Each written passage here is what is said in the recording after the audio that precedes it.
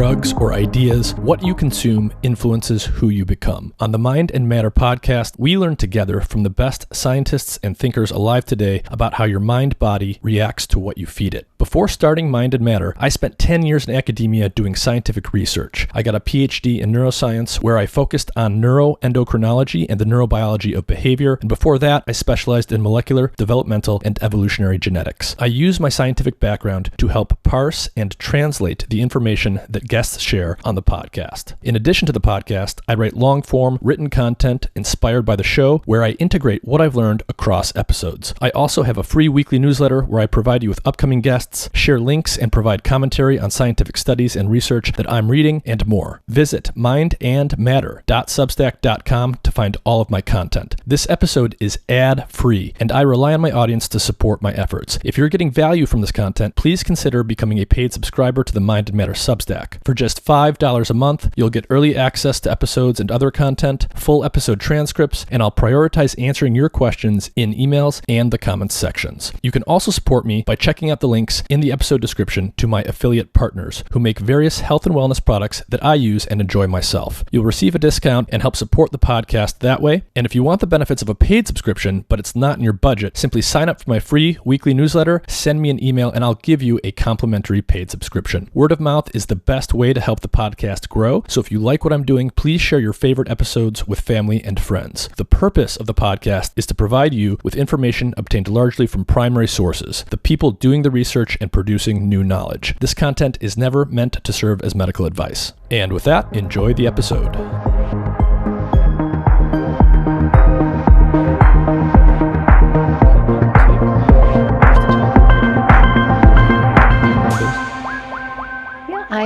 I'm a psychiatrist based in Massachusetts. I've been practicing psychiatry for 25 years. And for the first 10 years of my practice, I practiced conventional psychiatry, medications, and psychotherapy, and then gradually incorporated more and more nutrition principles into my practice. And now, for many years now, the cornerstone of my work has been metabolic and nutritional psychiatry, centering primarily around ketogenic diets, but other types of dietary strategies as well to help people address the root causes of mental health conditions and help them use less medication, sometimes even avoid medications entirely. So that's been my passion for the past 15 years. I want to start off by just talking about neurons and energy and get people thinking about how the brain uses the food that we consume for energy. So in relatively basic terms, how do our neurons, how do the cells in our brain actually utilize energy? What are the energy sources they can use, and how do they actually use it?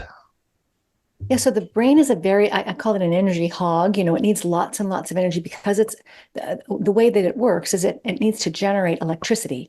And so in order to generate electricity, you need a lot of energy. And so the brain is designed to burn, ideally, small molecules. And its two favorite molecules to burn are glucose, which comes from blood sugar. Glucose is the sugar that's circulating in our blood, simple sugar molecule. And ketones, which are a small fragment of fat. So if you're burning fat, you can generate ketones. If you're burning carbohydrate, you can generate glucose. And so these very small molecules, they cross into the brain, and brain cells can use them for energy. And they do many things with that energy, but one of the most important things they do with that energy is generate electricity.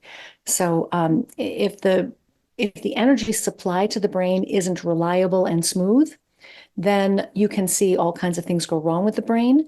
The brain can lose its balance in terms of its ability to produce smooth energy supply, and you can see destabilization. You can see mood instability. You can see energy levels that are too high, too low, unpredictable, and you can gradually, over time, the brain can lose even cells, and some of the cells can begin to die if there isn't enough energy available. So energy is really key to the smooth, reliable operation of the brain. Okay, so the brain uses a lot of energy in large part to generate electricity, so the neurons can send the electrochemical signals that they actually send to each other. It sort of makes intuitive sense. There's a lot of electricity going on up there, and so you need a lot of energy to fuel that. There's lots of proteins that facilitate that pump the ions and stuff in and out of the cell. And then, of course, the chemical messengers themselves, things like neurotransmitters, they need to be made, they need to be stored, they need to do what they do. How does the diet connect to things like the neurotransmitters that our brains are actually using as messengers? Are they made out of components of the diet? What is the connection there? So everything in the brain comes from the food we eat. There wouldn't be anywhere else for it to come from. And I think sometimes people don't think enough about that. Is that, I was trained obviously in medical school and in psychiatry residency to treat so-called chemical imbalances with medications to try to improve people's brain chemistry with medications. And medications do have an effect on brain chemistry.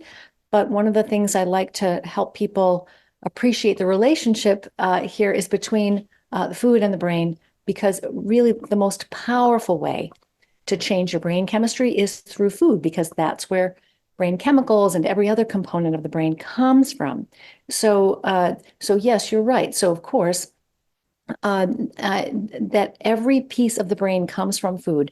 And just like every other organ in the body, in order to construct those pieces, you need the right components. You need proteins, you need the correct mixture of amino acids that come from protein. You need the right types of fats. Some of those come from the diet, some of those we can make ourselves. And you need vitamins and minerals. You need micronutrients in order to help assemble those components and to help run the chemical reactions that turn energy molecules like glucose and ketones into energy. So that's why we eat. I mean, we eat food in order to supply our brains and the rest of our bodies with the pieces, the components, the parts, and the energy that we need to maintain ourselves. So yes, everything comes from food. And a lot of the neurotransmitters and things in the brain that the brain uses for communication purposes, these are essentially made from things like amino acids, right? Yes, so most neurotransmitters are do ultimately come from amino acids or which come from protein. And some of those amino acids we can make ourselves and others we can't. Others we have to get from the diet. So and so, for example, the amino acid tryptophan, which is an essential amino acid that we must get from the diet because we can't make it ourselves. That amino acid is used, for example, to make neurotransmitter called dopamine. And so, and of course, I'm explaining, I know that you are a neuroscientist, so you don't need to know this, but I'm just explaining this for your listeners and viewers who might not be familiar with that. So oftentimes you can use tryptophan, for example, to make serotonin and melatonin, which is our sleep, our circadian rhythm hormone. So you can use tryptophan to make a variety of different neurotransmitters. And if you don't have enough tryptophan, then you won't be able to make enough of those neurotransmitters. And those neurotransmitters are the same neurotransmitters that many of the psychiatric medications are designed to try to support the activity and levels of in the brain. I see. So something like serotonin is made from the amino acid tryptophan, as are other things in the brain. Melatonin's an example. Some psychiatric medications, so like SSRIs for depression, boost serotonin levels. They're serotonin reuptake inhibitors. So in essence, you can at least directionally do similar things with food through altering the diet that you could do with a psych med. That's basically what you're saying. I don't know if I'd put it quite that way. Yes, so the way, for example, a serotonin reuptake inhibitor works, like Prozac or Zoloft or Paxil, Celexa, those medications, like you said, they're reuptake inhibitors. So they basically slow down the recycling of those neurotransmitters, so they stay in between the cells longer and the synapses longer, so they can perhaps work a little better. Mm-hmm. And so the food can't really do that. But if you're eating in the wrong way, you can destabilize that system. So if you're not getting enough of the amino acids, you may not have enough tryptophan to make those neurotransmitters. But also, if you're eating the wrong way, you can throw that pathway that regulates the production of those different neurotransmitters out of balance. So if you're eating properly, all of this should work without you having to think about it. Mm-hmm. If you're eating the wrong way, you can really run into a lot of trouble pretty quickly. And you might be told that you need medication to help rebalance the system. But, like I said, I was trained that the biological root causes of most mental health conditions were chemical imbalances and things like neurotransmitters, but we never stopped to think or talk about, well, what's causing those imbalances in the first place? Mhm. And eating the wrong way has a profound effect on the regulation of those systems. So, in principle, you could be deficient in something like tryptophan. It's an essential amino acid. We can only get it by eating it in our food. And because it's the precursor to things like serotonin, you can throw off sort of the balance of serotonin by being deficient in tryptophan. How common is that? Are there very many people walking around that aren't getting enough tryptophan or something else? Not in the developed world, typically. I mean, most people in the developed world are getting enough protein, and some people aren't getting quite enough, or they're not getting quite the right mixture or the ideal mixture of amino acids. But most people, fortunately, at least, and some of us are very lucky to live in parts of the world where we have access to enough high quality protein. That's not true in great parts of the world where malnourishment and access to, especially to animal foods, is very, very limited. And that can cause a great deal of a lot of mental and physical health problems, of course. So, but yes, in the developed world, we don't typically see a lot of protein malnutrition the way you would see in places which are far less fortunate. Hmm. So there's something kind of interesting there because you said that in many places in some places in the world that are less developed and malnutrition is a much bigger problem, they can be amino acid deficient, and that's often because they lack animal sources of protein. That's not a problem that we have here in the United States. We have plentiful food around, and yet I'm often hearing people say, "Well, I should be getting most of my protein from plants." So what's going on there? Well, I'm glad you asked that because that is the prevailing and increasingly the popular view and the prevailing sort of official information, the guidelines that we're getting both from our governmental guidelines, but also from prestigious institutions like the Harvard School of Public Health or Tufts University and other prestigious and the World Health Organization, the USDA dietary guidelines. So more and more the message that people are getting is that plant proteins are superior, healthier. Plant foods in general, the more plants you eat, the healthier you are. The fewer animal foods you eat, the healthier you will be. And so essentially plants good, animals risky, or perhaps even dangerous. The truth about the biology of the differences between plant and animal foods and what human biology requires is almost exactly the opposite of that message. And so it's very concerning to me that this message is being absorbed by people and really taken to heart. I mean, people really feel strongly about. I mean, a lot of people want to be healthy, and so they're following this information and they're taking it to heart, and they're changing their diets and they're eating fewer and fewer animal foods and more plant foods. And this is not the way our biology functions at its best. Plant proteins, with few exceptions, there are a few exceptions, do not contain enough of the right mixture of essential amino acids to meet our needs. Whereas every animal food contains enough of the right types of essential amino acids to meet our needs without our even having to think about it. Mm-hmm. Is a simple way for people to think about this, perhaps that so obviously our body's made out of proteins. The proteins are made out of amino acids. The amino acids aren't all present in equal amounts. There's a particular distribution that our muscles have and our brains have, et cetera, et cetera. So when we think about something like red meat, like beef, should people just think of that as like, okay, we're eating the muscle of a mammal. We're a mammal and we've got muscles. So you're going to naturally have a lot of the same amino acids distributed in that food source that are in our bodies. And it's going to be much closer to the distribution of our bodies than something like, I don't know, what you would find in lentils or something. That's exactly right. And so, we are animals. We are actually we are actually made of red meat and saturated fat and cholesterol. And yet we're told that those are the very things that are dangerous for us. And plants, most plants are much lower in saturated fat. Most plants lack the amino acids that we need in the right mixtures. And most plants contain different types of fats than the ones that are ideal for the ones that are essential to our brains and bodies optimal functioning. So plants they're not well suited.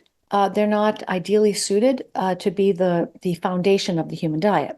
It's not that they're all dangerous or that everybody needs to stop eating them, but really we must, if we're looking for optimal health, meaning nourishing every cell in our bodies optimally with all of the essential nutrients in the right proportions, the most safe and reliable and complete way to do that is with animal foods and not plant foods. Animal foods, we are animals, so we have a lot more in common with them. And the molecules that they contain are the ones that we need. Hmm. And they're more bioavailable, they're more plentiful, they're much easier to find.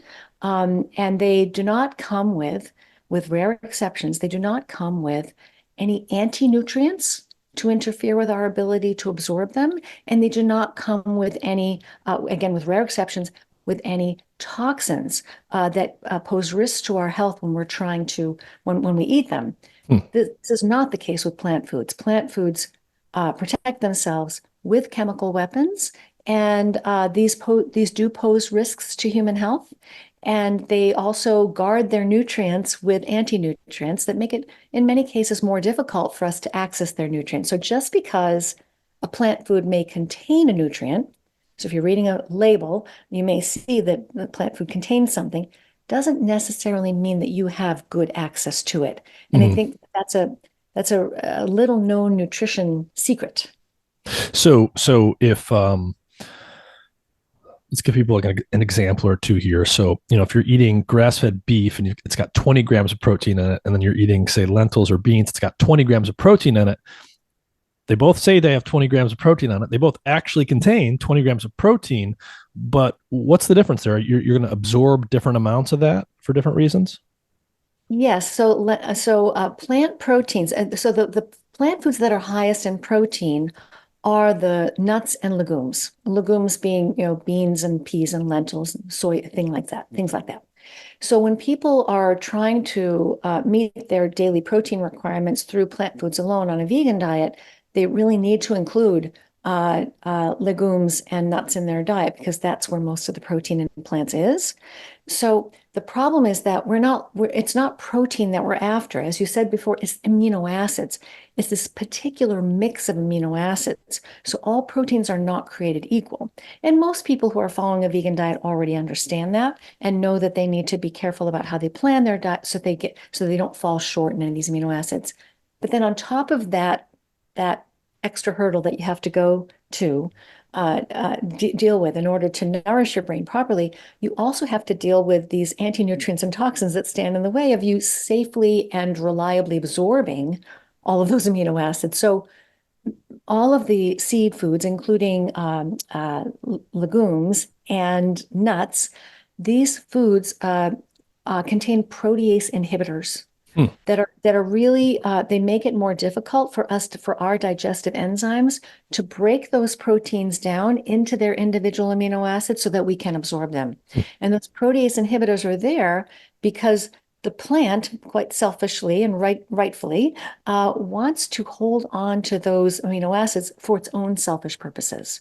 Meaning, if you're a soybean, what you exist in order to nourish an embryo. There's an inside every Yeah, bean, there's a little embryo, it's a and baby. it's going to sprout. It's a bait, and so it needs those nutrients, including those Mhm. amino acids. It certainly doesn't want Yeah, you getting your grubby paws on yeah. them. They don't want to be eaten, just like an animal doesn't want to be eaten. The difference is that an animal can run away or has spines or has some other way to protect itself. The plant can't go anywhere, and so it Right. has to use chemistry. That's right, and it's very clever chemistry, evolved over hundreds of millions of years. Really smart. What would be like one or two examples of common plant toxins that are coming in, a normal everyday other plant food that we would otherwise consider to be healthy? Yeah, so there are toxins and there are anti-nutrients. So in terms of toxins, one of the food groups that I suggest that people who are struggling with mental health conditions uh, avoid are the nightshades. And the nightshades are things like tomatoes, peppers, eggplant, all of the red spices, some paprika, chili peppers, things like that, and white potatoes, the skins of white potatoes and goji berries. So Hmm. these are the nightshades, and they might sound like they have nothing in common, but if you look at the fruit of any of those plants, they all have kind of a little green elfish hat. If you picture an eggplant, it's got that little hat. So Mm. tomatoes do too, right? And they're in the same family. And so they protect themselves with chemical weapons. And one of the chemical weapons they protect themselves, one type is called a glycoalkaloid. And these are neurotoxic. So these are toxic to the nervous system. And so if you absorb them to any significant extent, which you can, then that can irritate the nervous system. So this is just one example of a chemical that's naturally occurring in plants, and we're told that all plants are equally healthy and that the more we eat of them, the better, and that we need a wide variety. We have to eat the rainbow. We need a We're never taught to think about each different type of plant food as unique. Some are riskier and healthier than others. And I Mhm. think it makes sense to really give them their due. You don't lump them all together in one category. They're very different types of foods that have different vitamins, different minerals, different chemicals in them, different risks and benefits. They're not all the same, and they're not all necessarily good for you. Mhm. And so on the anti-nutrient piece, so these are things that sort of prevent the absorption of the nutrients that are otherwise in these things. Is that why, like I've seen a lot of data out there around certain micronutrients and their bioavailability across animal and plant foods, everything from calcium to other vitamins and stuff. Is that why you often see with plant foods that although it might contain X number of milligrams of this, that, or the other vitamin, you often don't absorb very much of that? Yeah, so a really good example is phytic acid or phytate. And this is widespread in plants, but it's especially, you especially find large quantities of it. And again, the grains, beans, nuts, and seeds, which are all essentially seeds that contain embryos. Those are the most heavily defended parts of plants, is of course where the embryo is housed. You're protecting the future generation of that species, right? Mhm. So grains, beans, nuts, and seeds all are rich in phytic acid, and phytic acid is a mineral magnet, a very powerful one. And it's Mm. there to hold on to. When you think about it, a seed, what does a seed need to deal with? A seed might need to sit for days, months or years waiting for the conditions to be right to sprout. Yep. And while it's sitting there, it's dealing with the environment. It's dealing with little creatures that are coming up to, gnaw on it. And how is it going to survive? So it needs to protect itself with toxins, but also with anti-nutrients. Phytic acid is there to guard, to hold on to calcium, magnesium, iron, and zinc for the future sprouting plant that hopes to become a larger plant. And it may need to hold on to those minerals for a very long time. So when we consume, one of the examples I give in the book, and that I give in a lot of my presentations because it's just such an excellent example, easy to understand for people if this is a new idea for them, is zinc. So zinc, the food on the whole food on the planet that is richest in zinc is the oyster. So Mm. if you eat oysters, there was an experiment done a long time ago that shows this. If you eat oysters, you see your blood level of oyster rise very nicely, and that is a sign that you've effectively absorbed a great deal of zinc from that oyster. If you eat that same amount of oysters with black beans, which is a seed food or a legume, you absorb less than half of the Mm. zinc from those Ah, oysters. so it's not just eating the plant. It's not just plants are difficult for us to extract those minerals from. The anti-nutrients can actually affect the absorption of animal foods that we eat together with the plant foods. Yes, and this can happen with iron, zinc, calcium, magnesium. It's a very, very common phenomenon in among plant foods. And so If you eat that same amount of oysters with corn tortillas, again, corn is a grain, so it's a seed, you absorb virtually none of the zinc from those oysters. So a very powerful effect. It's not subtle at all. Hmm. And we often wonder, why in wealthy countries that have access to all kinds of foods, do we have so much, for example, iron deficiency? Yeah, yeah. I mean, even people who are eating animal foods along with the other foods, and that's because we're not given the right information about what are the best food, where are the foods that contain the best and most bioavailable iron, Hmm. which are the meat, seafood, and poultry, and which are the foods that are working against our ability to Hmm. absorb iron. And those are the grains, beans, nuts, and seeds, and the certain types of vegetables as well, and even green tea and other types of things.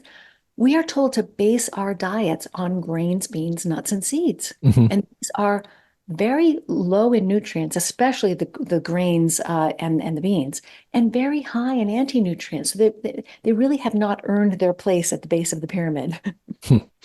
Well, I mean, speaking of the pyramid, yeah, I mean, people have talked ad nauseum about the food pyramid and where it comes from and everything.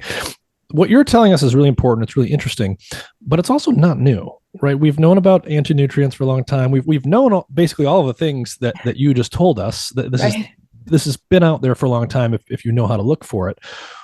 Why then is the narrative, the official narrative, the official food guidelines, and what I hear from most physicians that I talk to in my personal life, why is everything plant-based, grain-based? Where is this coming from if it's in conflict with what we know about the biology? It's such a good question because it really is a cold hard fact. These are cold hard facts. These are not disputed. I don't know anybody who would look at this science and say, "Well, that's not true." The problem, I think, with it's complicated, and I write a lot about it in the book. Like, why is it that we have this plant biased mindset where we give plants much more credit than they deserve from a nutritional and health standpoint, and we demonize animal foods, which are really the healthiest, safest, and most nutritious foods that we can eat. And so why have we done that? And a lot the roots of this anti-meat sentiment, they have their roots in certain religious traditions that go back hundreds and hundreds of years. But the argument was often, spiritual and having to do with differences between humans and other animals, and perhaps even our compassion or our ability to identify with species that are similar to us. So, Mhm. especially mammals, right? So, we are mammals. You can make eye contact with a mammal. You can have relationships with mammals, right? In the way that you can't really with, I don't know, a Mhm. clam or an Yeah, egg. yeah. You know. No, yeah. I So, mean, I think I that's get that's. that. I get that. What I don't, so I mean, obviously that's out there. A lot of people go to veganism or plant-based diets out of from an animal cruelty and welfare standpoint. Yes, I yes. totally get that. I That's obviously out there, but like I've spoken to many physicians and they promote these plant-based diets because that's what it's from a very physician oriented, health oriented mindset, that they say it will be better for me. Right. Where is that coming from? So yeah, so the early part of the story has to do with spirituality and religion and culture and sort of human animal connection, right? But it morphed in the 1800s. It became a health argument.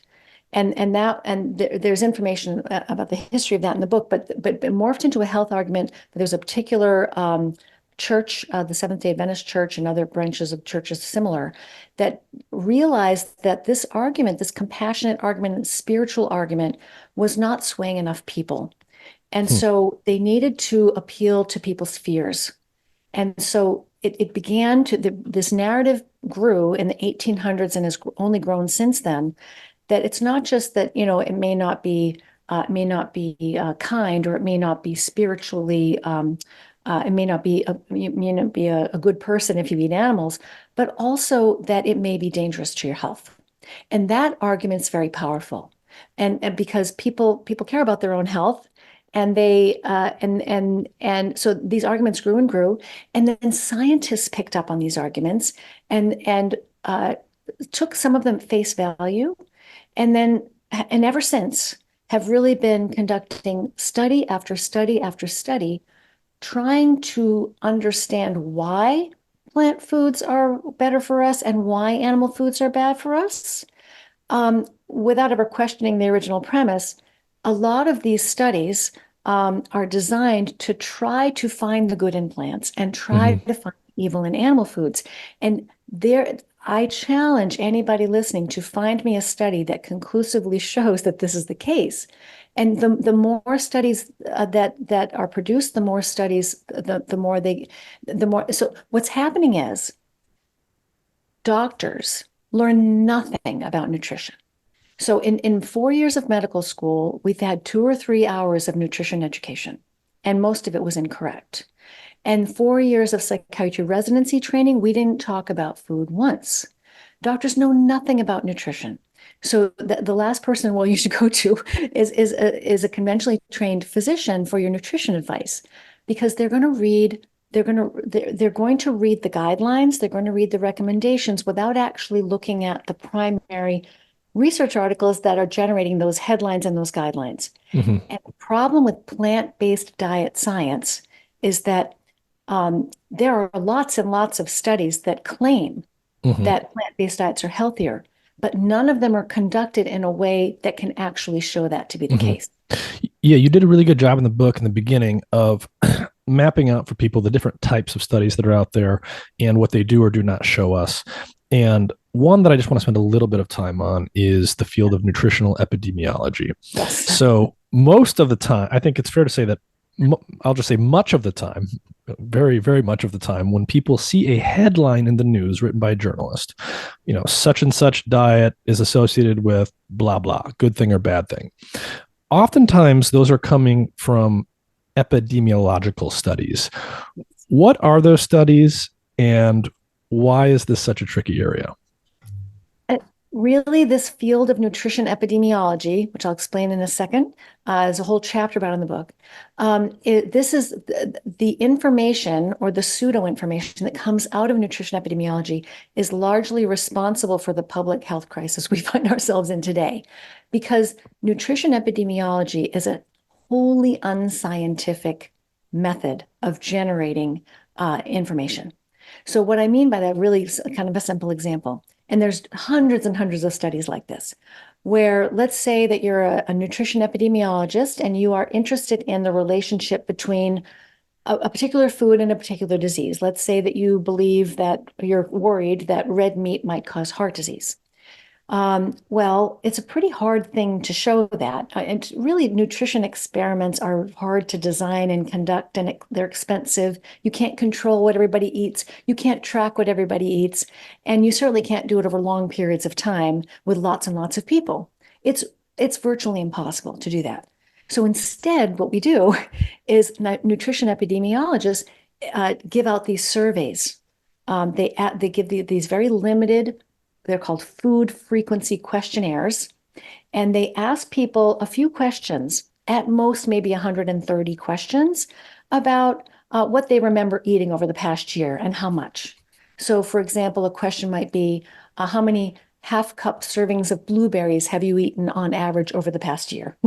So not only do you have to have been eating blueberries half a cup at a time and measuring it, you have to have perfect memory recall for months or years in your past. And this is what, like many of these studies are based on that quality of data, literally.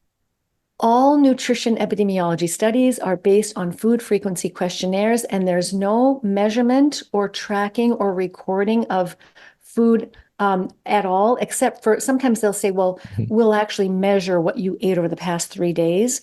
But most of these studies go on for years and years, and there's no measurement, recording, or tracking of what people are actually eating over that period of time. Yeah. There's no data. They're just wild guesses.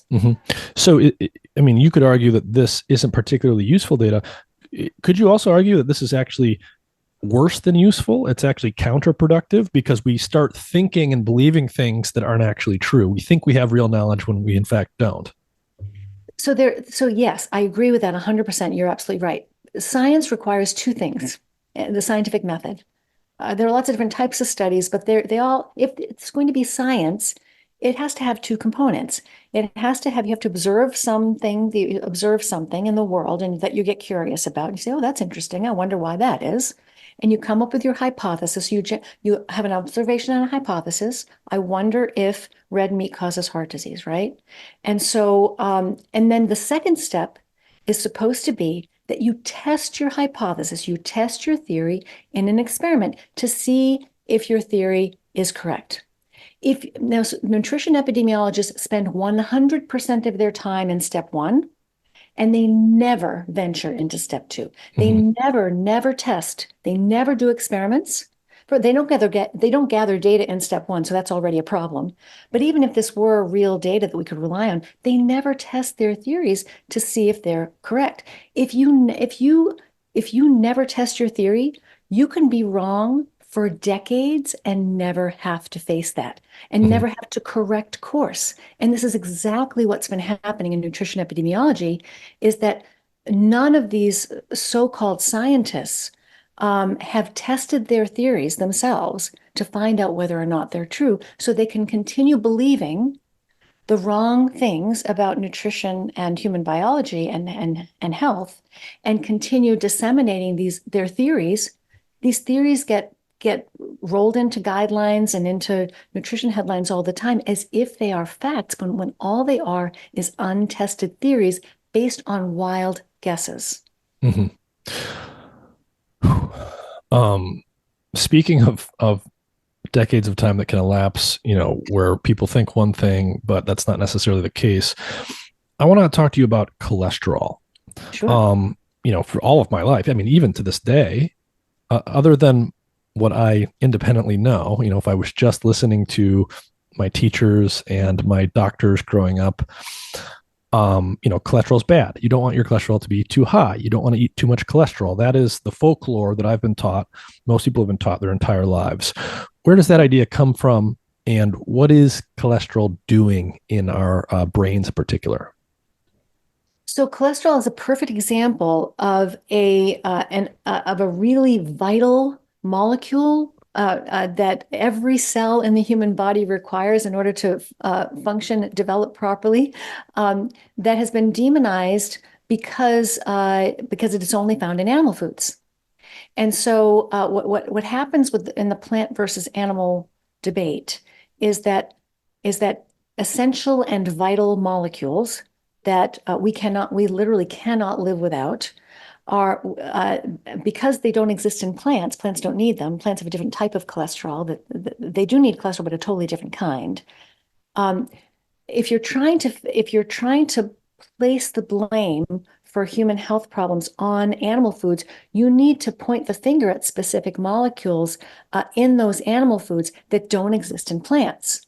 And cholesterol is a perfect example of this because the type of cholesterol is different. So you can say, oh, well, let's see, we think animal foods must be bad. We've heard that they're bad for us. You start from the premise animal is bad, therefore you look for something in animals but not in plants.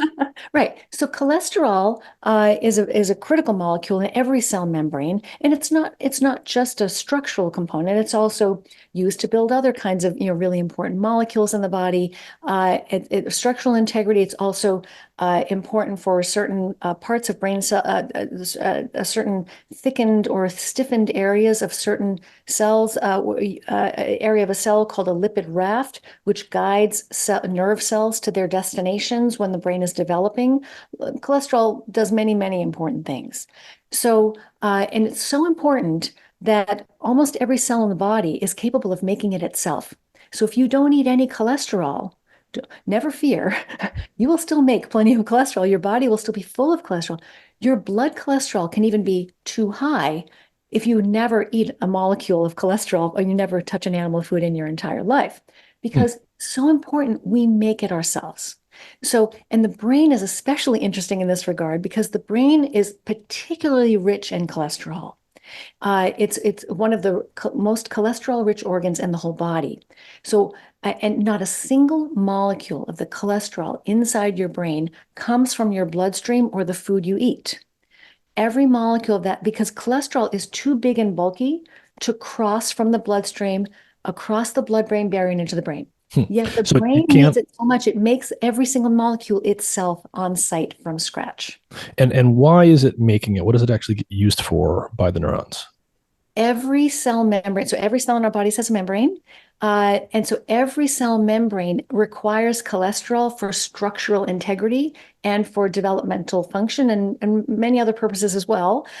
You also need cholesterol to build hormones and other types of, and certain molecules that are important for the mitochondria to generate energy. So you need cholesterol as a fundamental building block of membranes, hormones, and certain other components. So you must have it. And if your cells don't contain cholesterol, they will fall apart. Hmm. So this is not optional. Hmm. And the brain is full of it is the reason why the brain has more cholesterol than any other organ in the body is because it's full of membranes. Hmm. And the myelin is just very tightly wound membranes wrapping around and circulating insulating the circuitry in our brain. You certainly don't want to skimp on myelin. Hmm. So cholesterol is it's a component of cell membranes in all of our cells. So it's an important structural integrity molecule. It's also used as a precursor for various hormones, which coordinate very important biological changes throughout the body. Yeah. Um, but I've been told my whole life cholesterol equals heart disease. High cholesterol is always bad. If I eat cholesterol, isn't it just going into my blood and then clogging my arteries?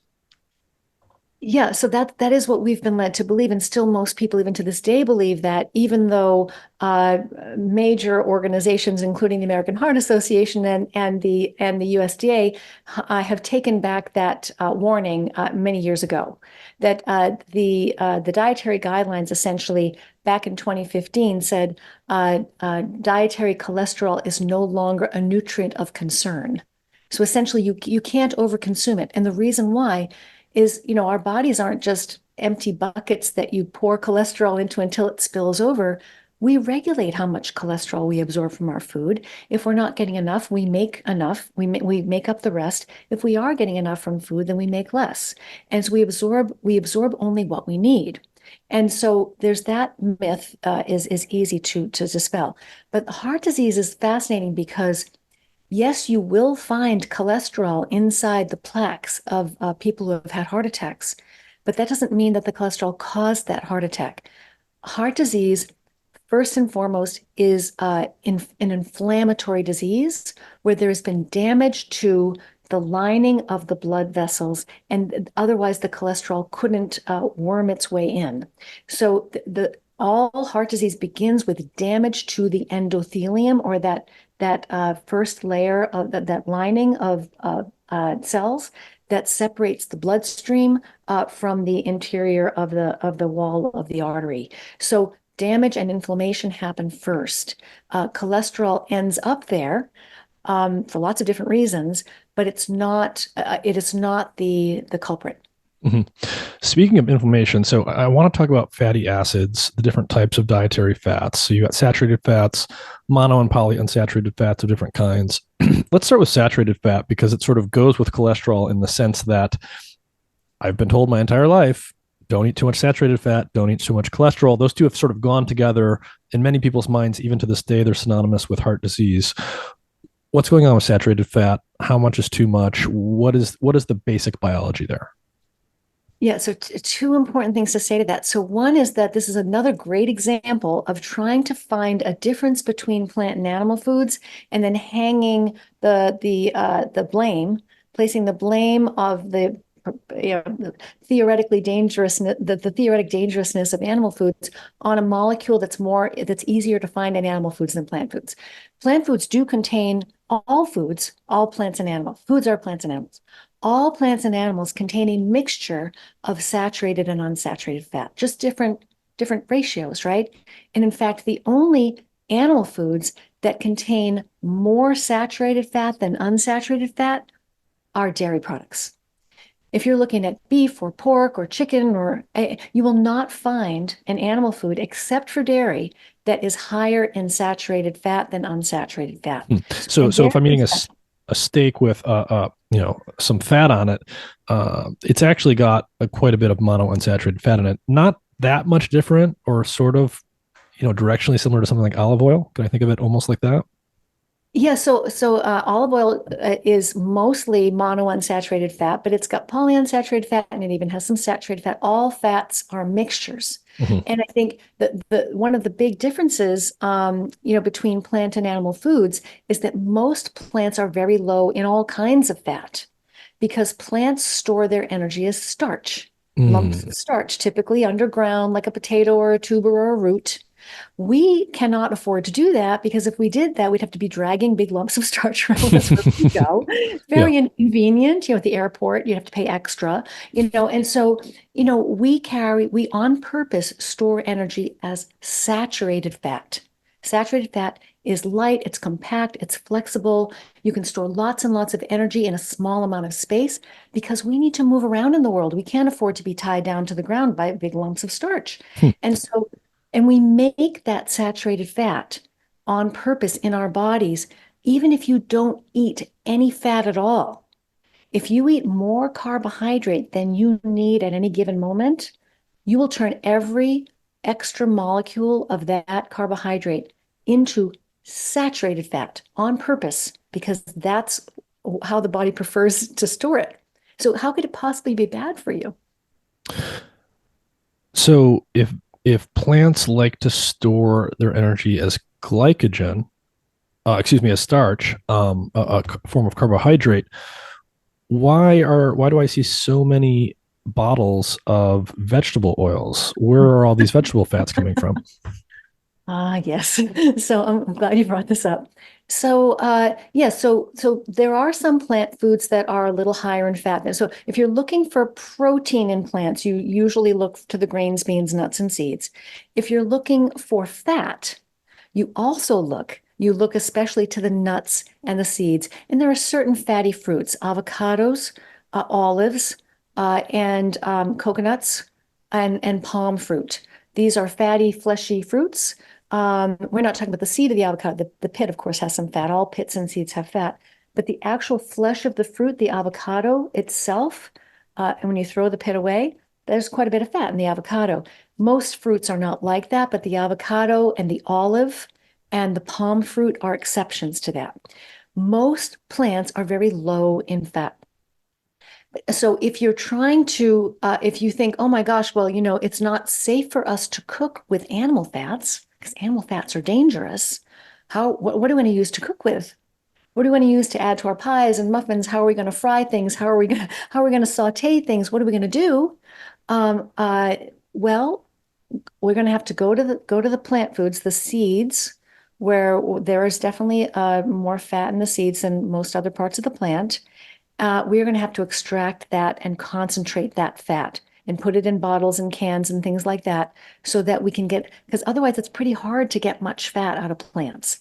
So, in order to do this, it's actually very difficult to wrangle fat out of a seed. If you try to do this at home, good luck trying to make a bottle of oil out of a pile of seeds. It's very difficult. You need a factory.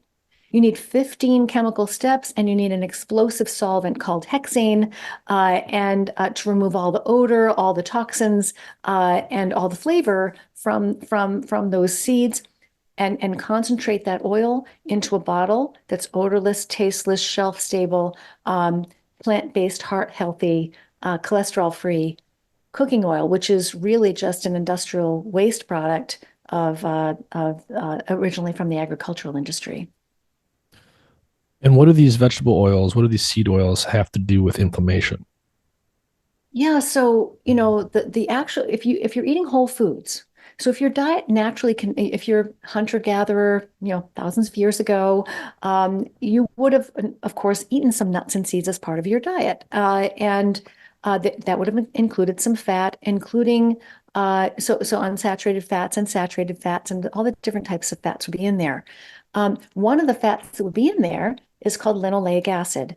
It's a polyunsaturated omega-6 fatty acid, very long chain, very fragile.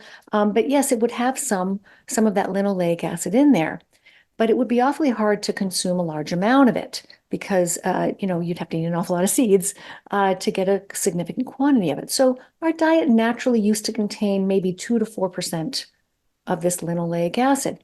But when you extract that fat from those seeds in an industrial factory, and you concentrate that fat into a bottle, then you've got a bottle. That bottle could be 40, 50, 60, 70, 80% linoleic acid in that Hmm. bottle.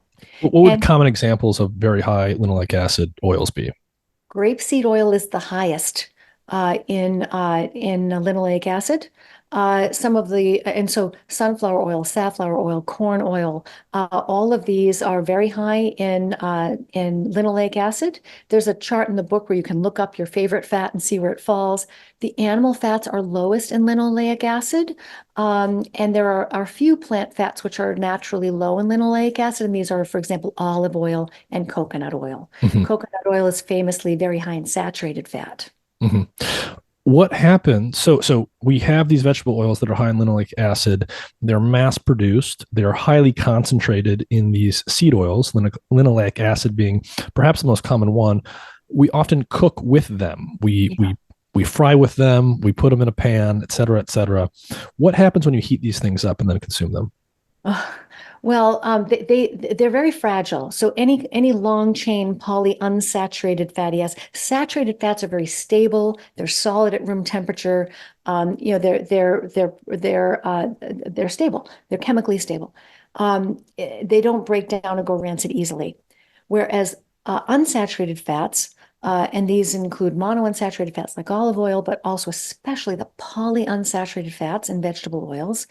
These you just look at them the wrong way and they fall apart. They're really very susceptible to what's called oxidative stress when they're exposed to the air or to heat or to the oxidative stress that naturally occurs inside the cells of our body as part of our daily operations. They break down, and they can also in the process of breaking down, they can instigate this chain reaction of oxidative stress where all of these reactive byproducts these toxic byproducts can form from that chain reaction. These are called oxlams, which some people think can be quite damaging to the body.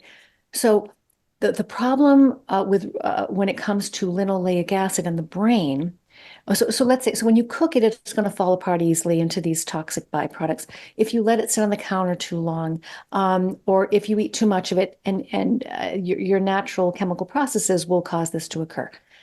When you eat vegetable oil, which all of us do all the time, even I do, no matter how hard I try, it's everywhere, right? Every restaurant uses it, every salad dressing, every soup, every baked good, everything is cooked in vegetable oil now. It's cheap and we're told that it's good for us. So we're all taking in lots and lots of this. The brain absorbs that linoleic acid, and instead of doing something constructive and useful and healthy with it, the vast majority of the linoleic acid that the brain absorbs, it burns for energy. Hmm. And this is not good. The brain is not, it's not safe for the brain to burn long molecules for energy, because when it does that, it generates a lot more of this something called oxidative stress. Hmm. That's why the brain is very susceptible to oxidative stress. It doesn't have the same antioxidant capacity that the rest of the body does. So it's more sensitive. So that it's designed to build fast burning, short, small molecules Hmm. like glucose and ketones, which are I, much shorter. I see. So it can burn linoleic acid. It can burn these longer fatty acids. That Yes, produces more oxidative stress than burning smaller molecules like glucose or ketone bodies. So the more you consume these things, the more they're burned in the brain, the more damage that's going to happen over time because that means more oxidative stress. exactly. Oxidative stress is one of the root causes of mental health and physical health conditions. And one of the reasons why if you change your diet, you can have a huge effect on the amount of oxidative stress that's occurring in your body. I want to talk a little bit about energy in the brain and the different fuel sources that we use. So you've got glucose, you've got ketone bodies. These are two different fuel sources that neurons can use to power themselves. What is the difference between glucose and ketone bodies, and what are the sort of natural conditions under which the brain would be using one versus the other? Oh, great. So yes.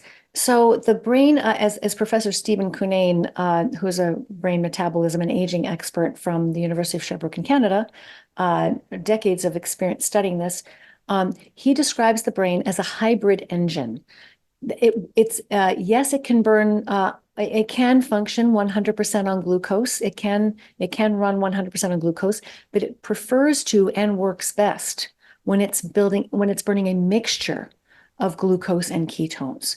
So and why is that? So and he's shown this, and there have been lovely experiments to show this that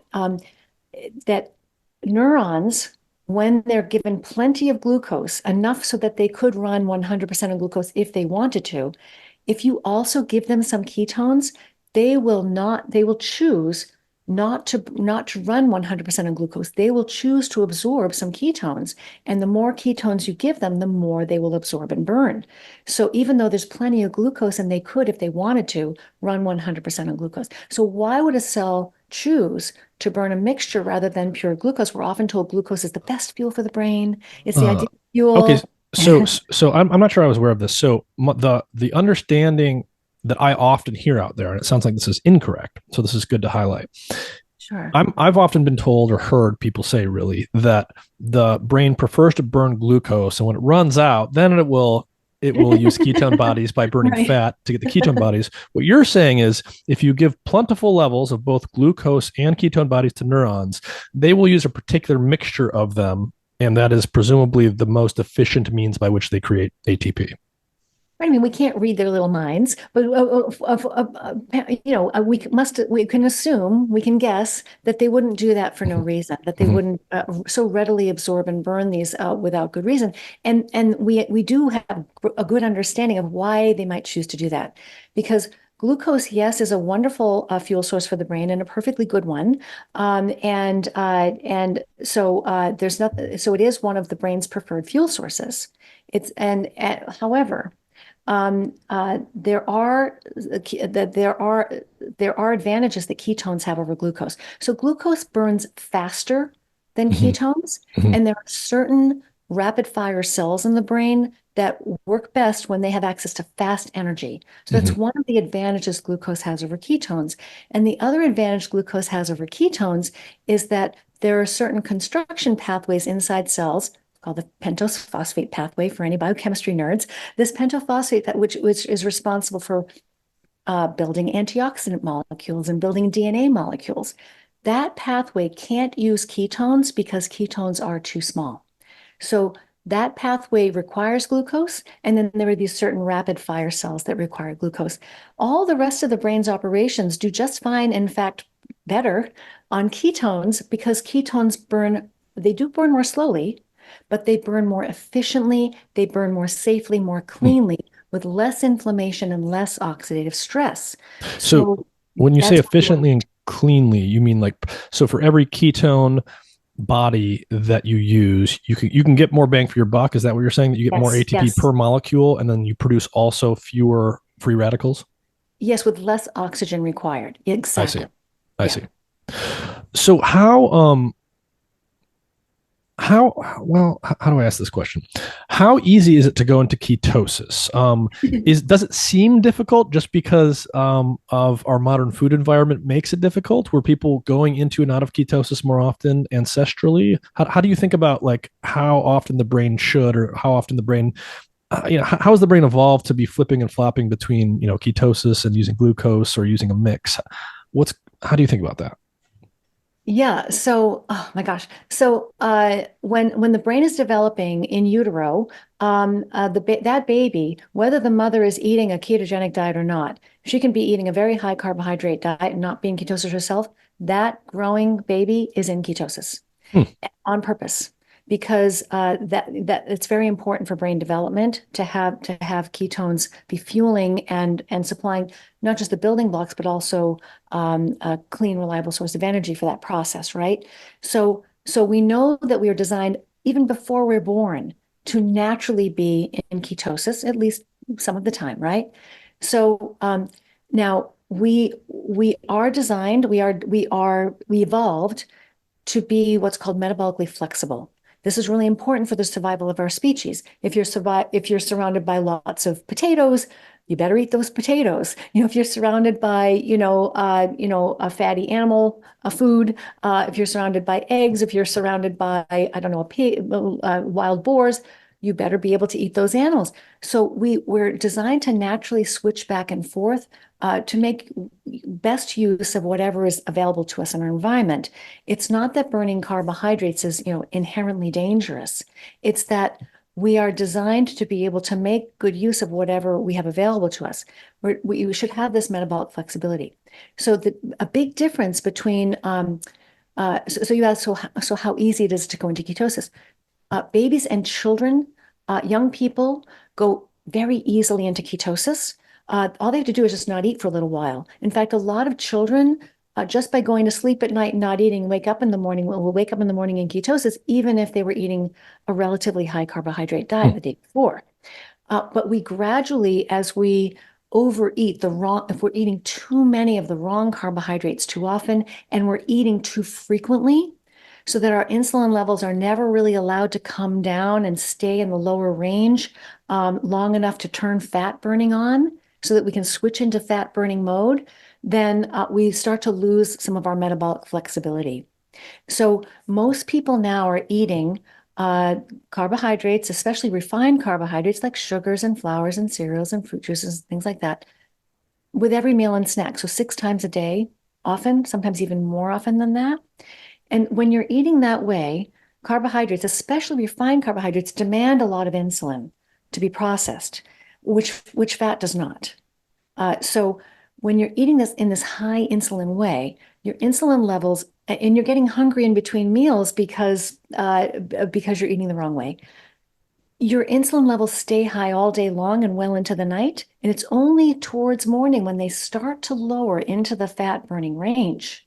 But it takes a long time to do that because if you've really loaded up on a lot of carbohydrate, you have to burn a good deal of that off before your fat burning systems will turn on. So most of us are not waking up in ketosis. Most of us are waking up with very low or no ketones detectable on a meter, on a blood meter. And we would have to then fast for many hours that next day to begin to even start to see a little bit of fat burning taking place.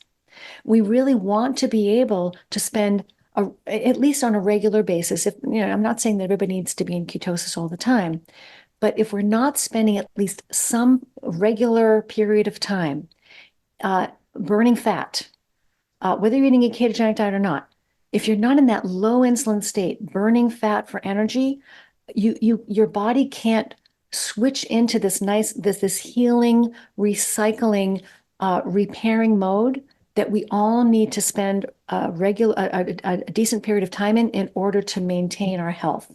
If you're always eating in this high insulin way, it's like you've got your foot on that gas pedal and all of your cells are going full steam ahead and you're in building and growth and storage mode all the time. You're never in that healing, recycling, repairing mode that we all need in order to maintain our good health. Well, one thing that's strange here is, you're telling me all this stuff. It makes a lot of sense. You're a psychiatrist. You understand the brain. I'm looking at a post here from the American Diabetes Association, and they say that, quote, the brain needs glucose to function appropriately. So this is confusing. Why would they be saying that? So they're absolutely right. And so a half-truth is a very powerful problem in the world. It's true, the brain does need some glucose at all times. The brain, as we were saying before, the brain cannot, even though ketones are a wonderful source of fuel and clean and reliable and efficient and all of that, less oxidative stress, all that sort of thing, the brain cannot run 100% on ketones because those fast-acting cells need fast energy, and those construction pathways need glucose molecules. Mm-hmm. But you can get every single molecule of the glucose your brain and the rest of your body needs without eating a single molecule of carbohydrate in the diet. Huh. So, well, that's funny. Like the second half of the quote there is, so the ADA is saying, so a certain amount of carbohydrates is needed for healthy eating. So that's the lie. So Okay. there's a truth and a lie. The truth Yep. is, yes, the brain does need a certain amount of glucose, but that glucose does not need to come from the diet because we can make all of our own glucose inside our bodies smoothly, reliably, efficiently from fat and protein. Hmm. And when you do it that way, it's a demand-driven system, so you only make the amount you need. So you Mm, don't risk these spikes and crashes that can sometimes happen if you're eat and it's I very see. commonly happening now if you eat the wrong types of carbohydrate, especially in too large a quantity. I see. So if you're going into ketosis, either through a ketogenic diet or through fasting, exercise, what have you, your brain will still make the glucose it needs. It has the biological capacity to do that. And doing it that way enables it to just use what it needs without overindulging itself, basically. Right. And the brain actually doesn't make it, it's the liver that makes it and sends it up to the brain. Okay. The Okay. brain can't be bothered with, that kind of, it's Yeah. too Yeah. busy Yeah. doing other things. But yes, exactly. So your system will make all the glucose you need Hmm. and decide exactly where it needs to go and when. It's a very intelligent system. Hmm. It is not going to let your brain run low on glucose. Hmm. So you said when we were deconstructing what the American Diabetes Association said, you said there was a truth and a lie. The word lie there, is it a lie or is it just ignorance? What do you think? Well, I think that was a poor choice of words because I really don't know what they know or don't know, or I'm Hmm. not saying that they're intentionally lying. I mean, when I was using that word because when we said, there's a half truth, that a half truth can be a very powerful thing and a very dangerous thing because yes, there's some truth in that statement, but the other half of it isn't true. Hmm. So I'm not saying that they're intentionally lying to people. I'm not saying that at all. I'm Hmm. saying half of it isn't true. Hmm. And because yes, the brain needs glucose, but no, you do not need dietary carbohydrate. And even the Institute of Medicine back in 2005 put this in writing in their document saying that the absolute requirement for dietary carbohydrate in the human diet compatible with life and health is 0 grams per Hmm. day. Interesting, but I mean, I would imagine that the American Diabetes Association, I mean, one would think that they're composed of people that know a lot about this biology. I don't know. I mean, I wouldn't be surprised if most of them didn't know this biology. I mean, I didn't know a lot of this biology until I took the time, and it was years of Hmm. independent study to learn this for myself. I didn't learn this in school. Hmm. I had to teach myself these things, and I have a lot of colleagues who are in the same boat. This information is not readily available in sort of mainstream educational settings, not even in the best medical schools. Hmm.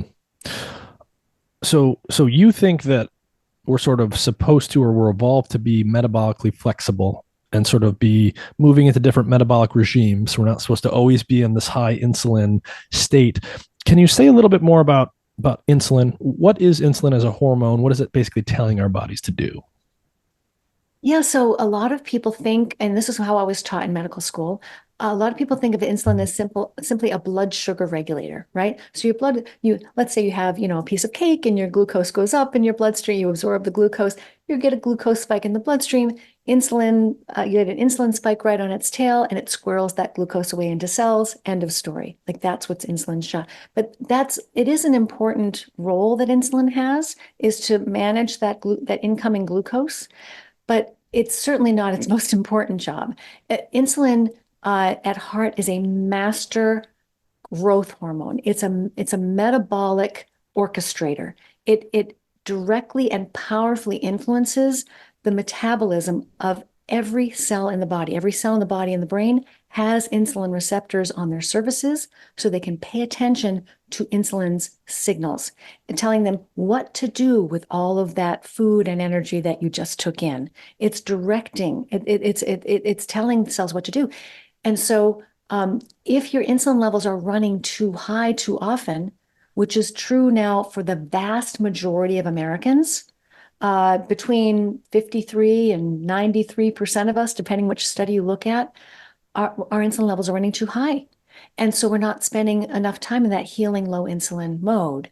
When insulin levels run too high, just like any hormone, if you're bombarding your insulin receptors with too much of a hormone, they are going to naturally start to tone down their response to protect themselves from being overstimulated by insulin. And so that's called insulin resistance. And insulin resistance means that the insulin that you're producing isn't working as well as it should. Hmm.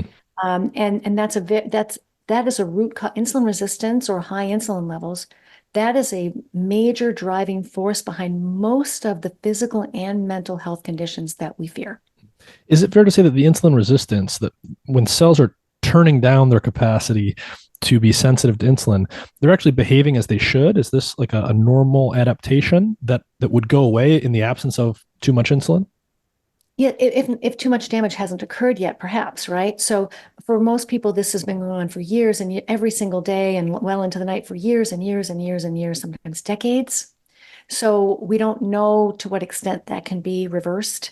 And so yes, it is a natural, physiological, protective, predicted response to high levels of any hormone. So you can see this with thyroid hormone, you can see this with testosterone, with estrogen, Mm-hmm. with really any hormone, with vitamin D. You can Mm-hmm. see it with any hormone in the body. If there's too much of it, the body will naturally tone down its response to protect itself.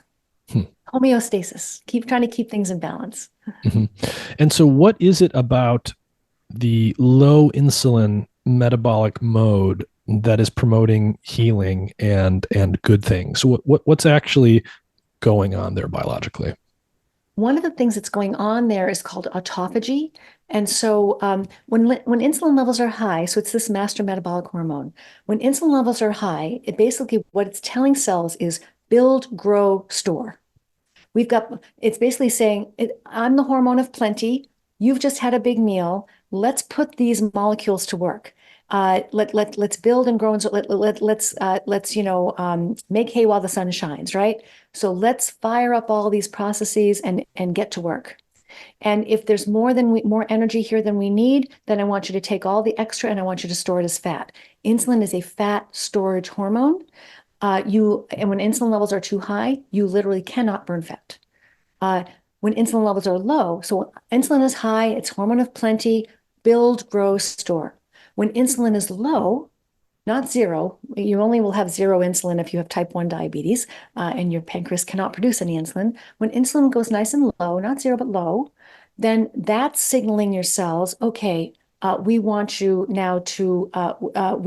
to relax and rest and repair and heal. And one of the things we want you to do is we want you to start burning fat for energy because we don't have any more glucose coming in. So let's burn fat instead. We got plenty of fat, most of us. Even if you don't, even if you're not overweight, there's always plenty of fat to burn unless you're extremely dangerously underweight. You've got energy to burn, so let's make use of it. And all of these pathways in the cells, which have been quieter because the cells have been busy doing other things, when insulin levels come down, those pathways are turned on, they're switched on. And one of them includes autophagy, which is the basically kind of looking around for damaged components and damaged cells and essentially, destroying sick or ailing cells, recycling them, clearing them away so that healing can take place. So these healing and anti-inflammatory pathways and these recycling pathways, they really can't turn on when the cells are busy doing other things. It's like you've got a factory and you're so busy making product that you can't clean up Mhm. and repair your machinery at the end of the day. Yeah, it's sort of like, yeah, when the factory closes or the office closes, the cleaning staff usually come in at night just because you Yeah. can't run both. Yeah. Good analogy. Um, okay, that makes sense. So for the average person, how how long is it going to take to go into ketosis? Is it going to be like can you talk about that in terms of intermittent fasting, time restricted feeding? What are the time frames and what are some of the, let's say, experiential markers that people might be able to use to get a sense of whether or not they're in ketosis? Does that mean necessarily they're going to feel like they're starving, they're very hungry? Another great question. How long it takes somebody to get into ketosis varies dramatically depending on a lot of different things. How old you are, how physically active you are, what you ate the previous day, and what medications you're taking, what health issues you may have, how stressed you are, how much sleep you got. All of these different things play a role in your metabolic health and in your metabolic flexibility. And how much glycogen you've got stored in your liver. So if you've carb loaded the night before, let's say you're a marathoner or anything, I got to eat a lot of pasta. Your liver will be absolutely full, stuffed with glycogen or starch, a fast fuel, ready to for you to burn. You have to burn a certain amount of that glycogen down before your body will start to turn to fat for energy. So if you've eaten a very high carbohydrate diet the day before, it's going to take you longer. You have to burn through that glycogen. If you're sedentary, it's going to take you longer to burn through that glycogen. You know what I mean? And if you've eaten a lot of carbohydrate and your glucose levels have gone up and stayed up for quite a long time, it's going to take a lot longer for those to come down. And it's going to take that insulin, that extra insulin that you needed to manage all that glucose, it's going to take a lot longer for that to come down into the fat burning range. So if you're really metabolically flexible and healthy and physically fit and all those good things, and you didn't eat a lot of junk the day before, then you might go into ketosis. It could be in 24 hours. It could even be less than that. It might even be as little as 12 hours, depending on the circumstances. But in most cases, it takes people at least a day, to get into ketosis. And then it's more like 2 or 3 days for the average adult. But for some of my patients who have a lot more metabolic damage, it can take a week. And so would that mean like literally not consuming calories for a week, or does that mean not consuming carbohydrates for a week? Yeah, great question too. This is great. So there are everything that we eat stimulates a certain amount of insulin response by the body, except pure fat. If you eat pure, which nobody eats pure fat. So if you sit down and fruit a bowl of pure fat, then you're not going to get an insulin response. But we always eat fat mixed with other things. Protein stimulates insulin. Carbohydrates stimulate insulin, in most cases even more than protein. And refined carbohydrates stimulate insulin the most. So if you, let's see, I lost track of your question. Oh, I was just asking if it's for some. You said some of your patients it could take several days to go into ketosis. Would that mean literally not eating, or just right. eating no Yes. carbs? So what you need to do to get into ketosis is you need to bring your insulin levels down to the fat burning point. And it's only when you get your insulin levels down to that fat burning point that that fat burning will turn on. And when you're burning fat vigorously enough, then you'll start producing ketones. So because every food, that's where I was going with this, I lost track. Because every food you eat, except pure fat, because every food we eat stimulates insulin to some extent, the fastest way to get into ketosis is to not eat anything at all. It drops insulin like a stone. It's not always the safest or most comfortable thing to do. So I'm not saying that I would recommend that for everybody, because there are certainly people who should not do that. And it's very uncomfortable. It can be, depending on what you're eating when you're not fasting, right? So if you don't eat anything at all, your insulin levels come down the fastest. And again, depending on your metabolic flexibility, whatever, that's going to be the fastest way for you getting into ketosis.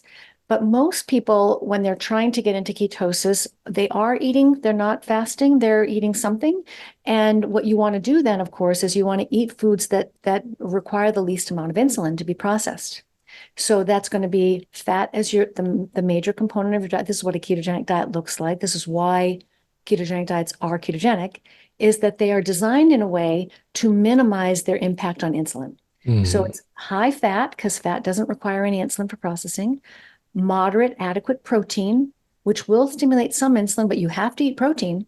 So you got to include some protein, and very as little carbohydrate as you can stand, because the carbohydrate's what's going to really stimulate that. And as soon as you get in a bump in insulin, fat burning is going to turn off. Mm-hmm. And so this is probably counterintuitive for a lot of people. My entire life, people thought, oh, I have to eat a low-fat diet because eating fat will make me fat. But essentially what you're telling us is that if you eat something like a ketogenic diet, you're eating mainly fat instead of carbohydrates as your energy source. And this is actually going to prompt your body to burn fat. Yes. So we are told to eat a low fat. And again, it sounds logical, right? It sounds like, oh my gosh, if I'm trying to lose fat, I don't want to eat fat. But it really, what we're not taught is that it's not the fat that we're eating that's making us fat. It's the high insulin levels. You can't store fat unless your insulin levels are high. And you can't burn fat unless your insulin levels are low. Mhm. So you can put yourself into fat burning mode. If you ate pure fat for the next 3 days, you would be in ketosis. And you would be burning fat. Now, you might not be losing weight because if you're eating too much fat, then you're going to be burning the fat that you ate and not the fat that's on your body. Mhm. So eating a high fat diet, even if it's ketogenic, doesn't always lead to weight loss. It depends on, and this is where calories do kind of matter, it depends on how much fat you're eating and what your goals are. So, but if you're trying to burn fat, you need to turn fat burning on. So you've got to get the carbohydrate down, so there are three ways to get into ketosis. You can eat a ketogenic diet where the macronutrients are the correct ratio to stimulate that process. You can fast, you can also exercise intensely. If you do that for long enough, you will eventually go into ketosis, or you can eat a very low calorie diet. If you want to eat carbs and get into ketosis, you've got to get your calories down to 725 per day or less. And that's very hard for people to sustain long term. So the only way to safely and comfortably remain in ketosis, if that's your goal, without fasting, without restricting calories, and without exercising, if that's not something you hope not to have to do, although I do recommend everybody exercise, the safest, most comfortable way to do that and stay in ketosis is to eat a ketogenic diet. Hmm. Metabolic psychiatry. Can you start talking about this and maybe start by what are some examples of how you in your practice have successfully treated some kind of significant, mental issue that someone has had using primarily or exclusively a dietary as opposed to a pharmacological approach? Yeah, many, many examples in my own work. I've included quite a few examples in the book as well. And I've done research on this, and I helped publish a paper a couple of years ago on this as well. Lots of examples I could give. So I'll give an example from my own practice, and then I'll give an example from the study that we published. So for example, in my own practice, like I said, there are examples in the book, but I'll give an example that's not in the book, just in case people already read the book and want a new example. So there's a woman in her 70s I've been working with for, I think, about 4 years now, at least, chronic, so 40 plus years of recurrent manic episodes, essentially psychiatrically disabled from these recurrent manic episodes, which required hospitalization twice a year, often for several months at a time, and lots of psychiatric medications over the years that helped very little, did not prevent these hospitalizations and these recurrent manic episodes. So she consulted with me. Her daughter actually got in touch with me a few years ago and said, and she was eating a ketogenic diet for her own reasons, for different health reasons. And she had heard about metabolic psychiatry. She said, do you think a ketogenic diet might be able to help my mom with her mental health? And I honestly had no idea whether, especially in a case like this, where someone had, decades long history of serious mental illness of this degree that had been this, quote, treatment resistant. I honestly didn't know what was possible, and I really never know what's possible. So I said, I don't know what's possible, but we're certainly worth a try. And so this lovely woman, she very cheerfully and willingly adopted this ketogenic diet and followed it to the letter. By the end of 2 weeks, um, so many of her, she was no longer paranoid. She was no longer anxious. She was waking up 3 hours earlier, able to be more functional throughout the day. And we were, over the course of the next 4 months, her psychiatric medications were able to come down dramatically, including she was able to come completely off one of her antipsychotic medications. She was able to come almost completely off a second very powerful antipsychotic medication, and she was able to come completely off a third medication, which was an antidepressant mood stabilizer. And she continues to follow the diet to this day. We're still working together, and she's still she used to be hospitalized twice a year. pretty much like clockwork for decades. And over the past 4 years, she's been hospitalized only twice. And so this is a wonderful example of it really is never too late, and the situation is almost never too serious to benefit substantially from a ketogenic diet. So that sounds. So she was suffering from manic episodes. She was on antipsychotics and several medications. I don't know the details here, but I know that some work has been published recently looking at the ketogenic diet for bipolar disorder. What's known there? And is this something that we're seeing repeated success with in many people?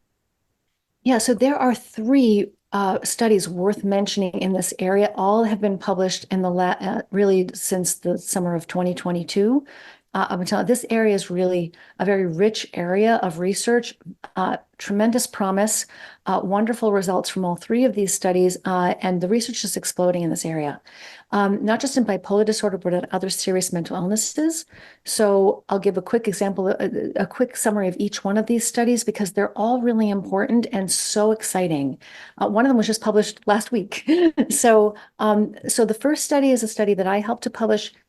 It was a study conducted in Toulouse, France, by my friend and colleague, Dr. Albert Denat, psychiatrist in Toulouse, practicing now for more than 35 years.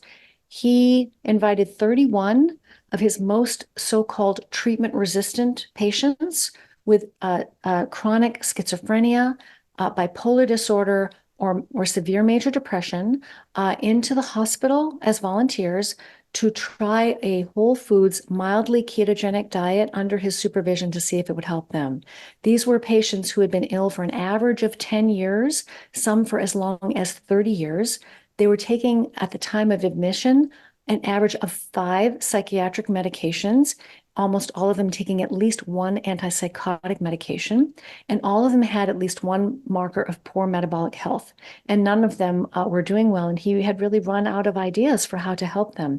They were receiving attentive psychotherapy, medication management. They'd been hospitalized many times before already. In this case, 28 of the 31 patients were able to stay on the diet for longer than 2 weeks, which is what you need to do to start to see results. Every single one of those 28 patients improved and improved substantially. 43% of them achieved clinical remission from their primary psychiatric diagnosis. 64% of them left the hospital on less psychiatric medication.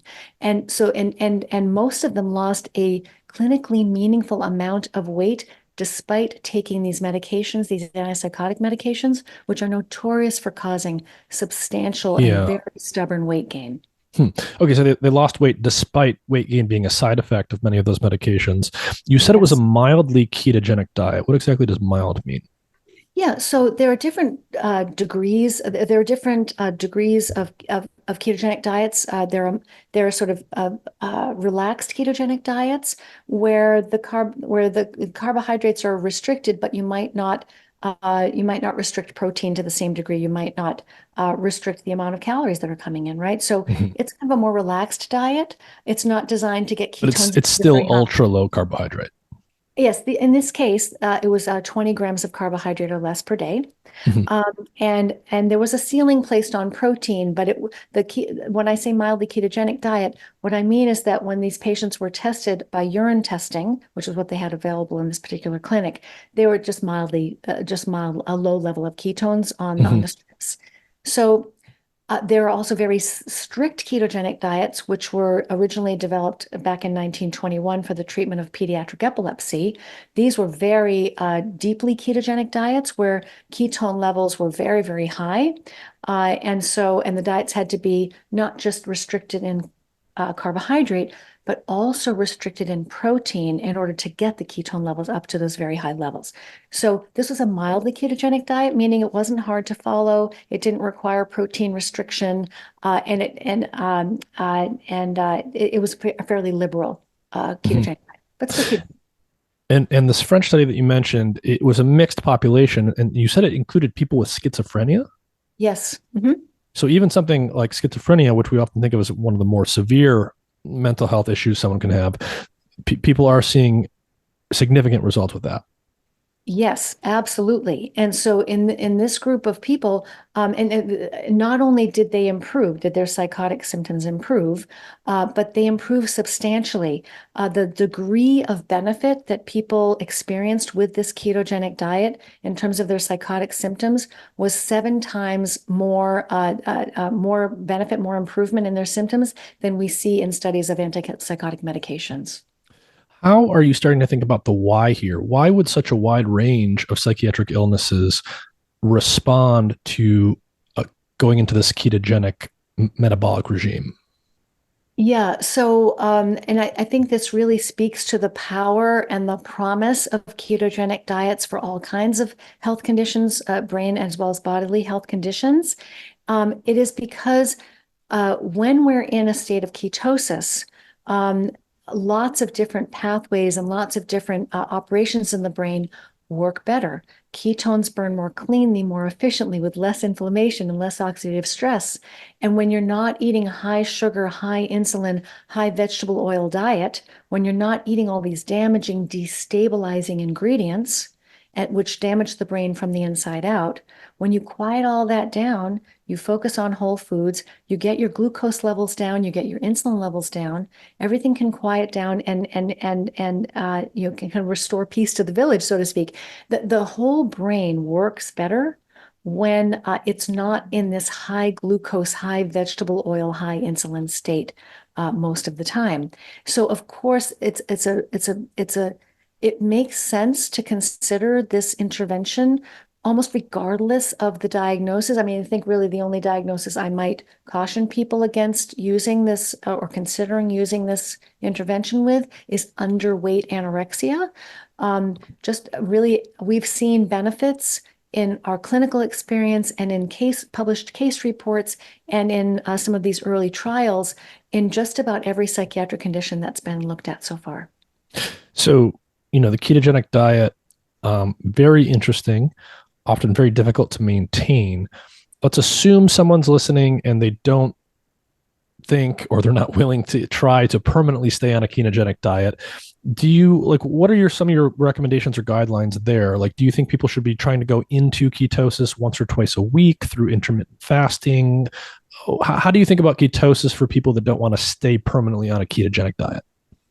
Okay, great. So one of my goals in the book, I didn't want the book just to be about ketogenic diets because for so many people, even just the word ketogenic is a non-starter, right? There are some people who will not consider this, don't want to try it, and I understand that.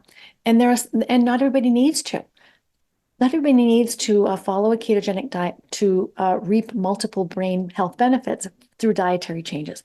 There are lots of other changes you can make to your diet that don't require going into ketosis that can improve brain health. For example, just taking the refined carbohydrates and vegetable oils and all the ultra-processed foods out of the diet, which all of us should do anyway, it's a huge step in the right direction. And for some people, just following these whole foods principles is all they need to do to quiet things down and recover.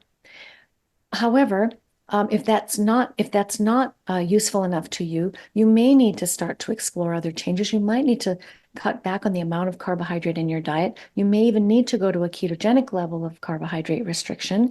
Everybody's different in terms of their metabolic health. So in the book, I've got different levels of dietary strategies that people can try. And the first one it's a paleo diet that has 90 grams of carbohydrate per day in it.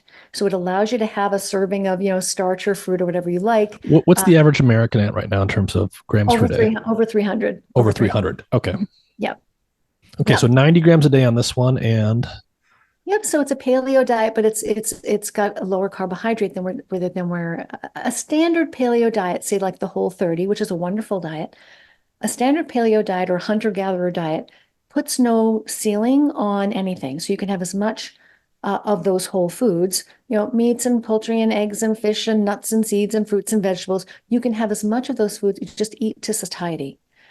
Now, the reason why I recommend 90 grams of carbohydrate is because most of us do now have some degree of insulin resistance, Hmm. meaning that's our ability to safely process large amounts of carbohydrate is somewhat impaired. Hmm. And so if you don't cut back on that, you may not see the same good results. So I recommend this, moderate carbohydrate paleo diet as step one.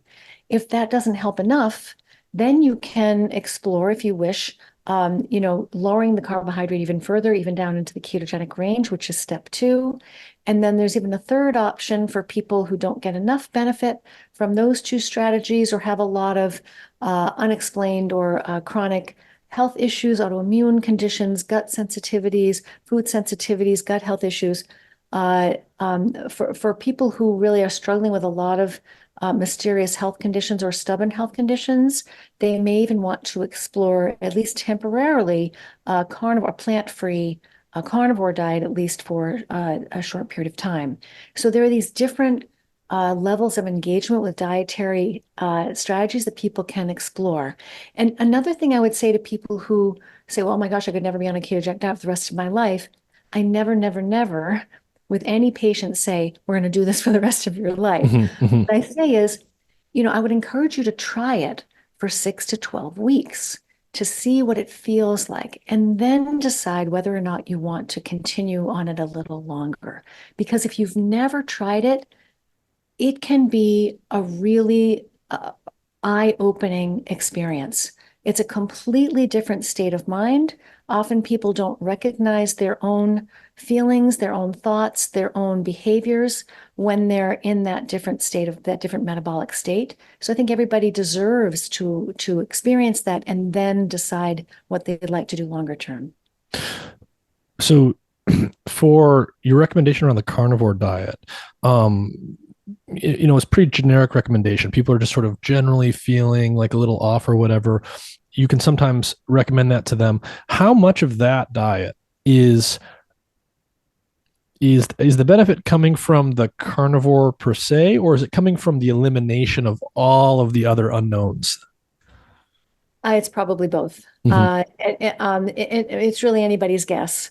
But I do think that it's both because I personally and have a lot of clinical experience with this as well, using different dietary strategies within the same individual, sort of graduating people through these different steps. And it's interesting, a lot of people might say, well, maybe the benefit to the carnivore diet is just that it has zero carbohydrate in it. So maybe it's just like ultra ketogenic, right? So Mm. it's because it's not just low carb, it's no carb. That must be the magic to it. But the interesting thing is that there have been quite a few people, including myself, who have spent a long time on a very low plant ketogenic diet. Good ketones for long periods of time, experienced lots of benefits, and then we switch to a plant-free carnivore diet. The ketones may or may not be higher. Sometimes they're actually lower, and there are there are significant additional benefits to that diet, even if the ketones are not as high. There's something else happening with a plant-free diet that seems to go beyond the metabolic piece to perhaps the nutritional piece and the elimination of toxins and anti-nutrients and so forth. And is that when you say that, is that based on like patients telling you they feel better? Is it based on like lower inflammatory markers that you measure? Where's that coming from? Yeah, so in my clinical work, it's coming obviously from people's reported experiences and my sort of experience with them. There's no formal research yet of any rigor in terms of controlled trials or even small clinical trials, prospective clinical trials um, on carnivore diets yet. They are coming, but we don't have these yet. So right now we just get lots and lots of people experimenting with their diet and experiencing these benefits and reporting them. We do have some nicely documented case reports in the literature, and I've included some of those in the book, showing that there have been some people who have really, experienced remarkable healing and recovery from even some very serious autoimmune conditions on carnivore diets, um, tremendous benefits in certain types of cancer, autoimmune conditions like type 1 diabetes. It really can be pretty remarkable. These are isolated cases. Mhm. And so we do need more research in this area. There was, in fact, just a fascinating paper three very well documented cases of people who had suffered with severe anorexia, with BMI, normal BMI, that's a measure of body size, BMI down as low as below 11, whereas a normal BMI would be 19 or higher. So very, very seriously, gravely ill, who fully recovered, all three of them independently, fully recovered from severe anorexia, life-threatening anorexia, on a plant-free carnivore diet and have remained in remission. Each have gained more than 40 pounds each and sustained remission for 1 to 5 years now and counting. So there are some, this diet is one of those diets that has some interesting properties that we don't yet fully understand. And so, based on everything that you've seen with the carnivore diet, and I know there's many people have tried this at this point. So there's lots and lots of anecdotes out there. Many different physicians like you have directly seen what people have done with this diet. How do you get all of your vitamins and minerals? Do you need to supplement, or can you get basically everything you need from whole foods on a carnivore diet? It's an area of controversy. So I've included information. I've addressed this in the book. There's a whole chapter about carnivore diets in the book, and addresses this question. So a fascinating difference between plants and animals that a lot of people may not know is that it is absolutely 100% impossible to get all of your nutrients from plants, because there are certain nutrients that plants simply do not contain that are essential for humans. It is theoretically possible to obtain all of your nutrients from animal foods. It is theoretically possible. Is it in real life possible? Are there actual risks? Are we getting enough of them? If you eat the right mix of animal foods, and what is the right mix of animal foods? How much of these nutrients do we actually need? All of these questions are being explored, but theoretically, it is possible. You can find all the nutrients you need in animal foods. The question is, how much of them do we need, and are we getting enough? And does it matter what the mix of animal foods is? Mm-hmm. I mean, it sounds like based on everything that you've told me, you would recommend anyone, whether they're metabolically healthy, whether they have a mental illness, whether they're just an average person, that you would probably recommend minimizing refined grains and vegetable oils. I would recommend removing them to the extent that you possibly can, as much as humanly possible. Can you reiterate a little bit on why that is? I know that we've already covered it, but it can't hurt to reiterate it. And then talk about that in the context of, that more or less directly disagrees with what the official dietary guidelines would say, right? Get a lot of whole grains, get a lot of this stuff. What do you make of that? Yeah, so all of those recommendations, the recommendation there's so many nutrition myths which stand in the way of your good physical and mental health. And one of them is that we need whole grains at all. Not just that, and they're not just unhealthy for you. We don't need them at all. And so we don't need them, and they're actually working against you. And the reason why we hear all the time that whole grains are healthy for us is that the studies that demonstrate this are comparing diets that contain whole grains to diets that contain refined grains. Now, of course, whole grains are going to win every single time in that fight. We're not comparing diets that contain whole grains to diets that don't contain any grain at all. So we're not asking the question. We're not asking the right question, right? So whole grains, when you actually look at what they are, if we stand back and dispassionately, objectively explore what's actually in them, they have almost none of the nutrients that we need, and Mm-hmm. they're loaded with anti-nutrients and toxins, and they're very difficult to digest, and they're toxic unless you cook them and process them to a certain degree. You Mm-hmm. will get very sick if you eat whole grains as is. Mm-hmm. So many red flags there. So I recommend that everybody, for best health, and I've got this little diagram in the book that kind of shows you how you want to build your diet for optimal health. You want the core of your diet to be non-dairy animal foods. How much of those you eat, is an open question. I make some recommendations, but the core, you do need to include at least some non-dairy animal foods in your diet to meet all of your nutrient requirements. And then the next layer of the diet are the fruits and vegetables that you tolerate, meaning the ones that don't bother you, that you digest easily, and that don't exceed your personal carbohydrate threshold. And then, and going beyond that, the further out you go, the less nutritious and more risky you get. Mhm. So yes, that's what I recommend. Non-starchy vegetables, what are some of the ones in your experience that are the least problematic in general? Yeah, so the least problematic are the non-nightshade fruit vegetables. So these are vegetables that are actually, these are fruits in disguise. So these are vegetables that contain seeds. So cucumbers, for example, it's a good example. So these are low sugar, low starch. We call them vegetables, but they're actually fruits because they contain seeds. These are olives, cucumbers, zucchini, things like that. The non-nightshades, because there are some nightshade fruit vegetables, peppers and tomatoes. They contain seeds, but they're also nightshades. So I do warn people to at least consider that they may be working against them if they have a mental health issue, at least worth exploring. So because the plant, especially if the plant needs you to help you disperse its seeds, is going to put many fewer toxins in that part of its body because it doesn't want to poison its transport system. Mhm. So the fruits of plants are often, but not always, the least toxic part of the plant. And the seeds, the grains, beans, nuts, and seeds of the plant, those are often, but not always, the most toxic and heavily defended parts of the plant. Hmm. How, we don't have that much time left, but I want to ask you, like, where do you think this metabolic psychiatry thing is going to go? How do you think we should be looking to use diet as much as we possibly can to treat psychiatric illness and as a way to get people off all of the different medications they're often on? Do you think we're over relying on the drugs? Absolutely. It just doesn't make sense that 1 in 5 Americans would need psychiatric medication to function. This doesn't make any sense.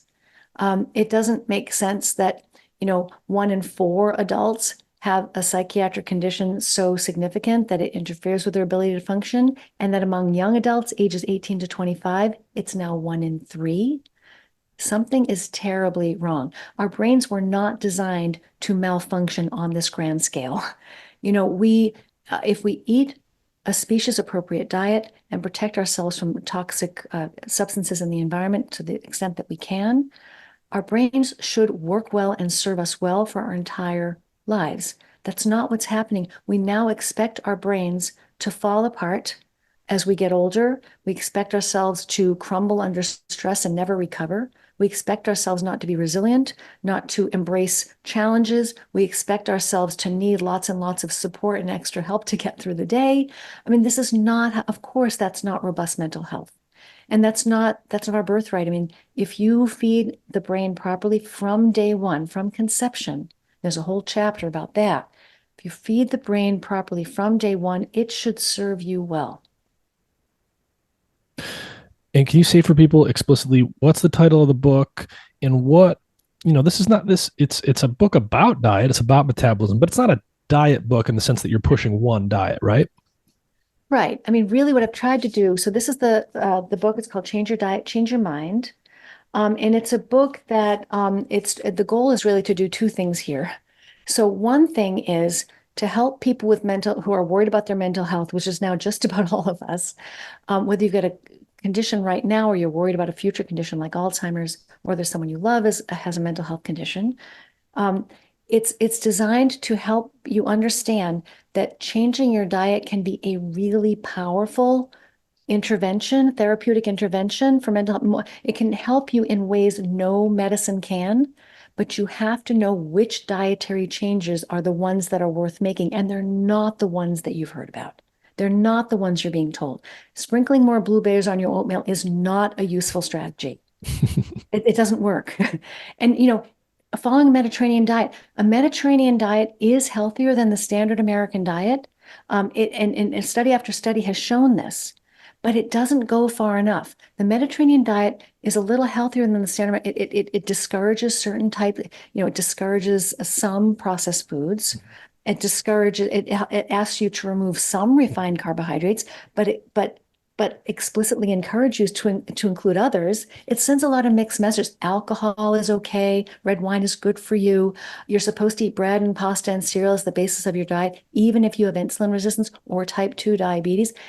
You're supposed to base your diet on the least nutritious foods we have, and put the most nutritious foods at the very tip of the tray. It doesn't make any sense.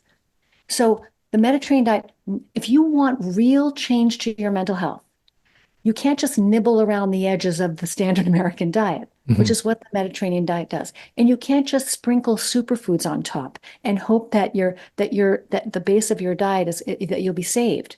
If you want real change to your mental health, meaningful within days to weeks improvement in your mental health, you have to make real change to your diet, fundamentally restructure your diet in ways that make biological sense from the ground up, not based on wild guesses and theories and dogma and dietary ideology. You want to base your diet not on ideology and mythology, but biology. And when you do that, you will, in most cases, I know it doesn't solve every problem. In most cases, you'll experience tremendous benefits. So the book is designed to help you understand that and give you hope, but it's also designed to give you, like you said, it's not really a diet book. It walks you through all the different foods that you are curious about, explains the pros and cons, the risks and benefits of each one so that you can decide for yourself what you want to eat, and make your own informed choices. You're an adult, you're grown up, you can make your own choices. I don't really want to tell you what to eat, but I want you to have the right information so that if you're trying to optimize your mental health, you